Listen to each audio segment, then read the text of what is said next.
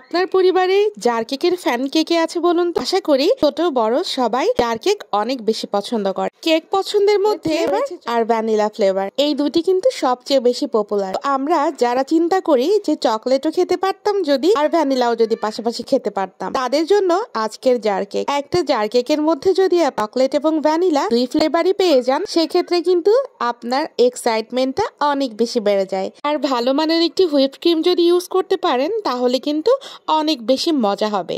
তো এখানে আমি হুইপ ক্রিম দিয়ে নিচ্ছি আর তারপরেই আমি কেক ক্রামগুলো দিয়ে নিব। ফার্স্টে এখানে আমি চকলেট কেক ক্রামগুলো দিয়ে নিচ্ছি, দেন এখানে কিছু লিকুইড মিল্ক অ্যাড করলাম। মিল্ক অ্যাড করার কারণে এটা কিন্তু অনেক বেশি সফট থাকবে। এখন আমি চকলেট ক্রিম দিয়ে নিচ্ছি। এই ক্রিমের মধ্যে ডিরেক্ট আমি গানাশ ইউজ করেছি। তারপরে আমি ভ্যানিলা ক্রামগুলো দিয়ে নিলাম আর তারপরে আবার একটু সমান করে নিলাম এবং এখানে মিল্ক অ্যাড করেছি। প্রত্যেকবারই মিল্ক অ্যাড করতে হবে, তাহলে জিনিসটা সফট থাকবে।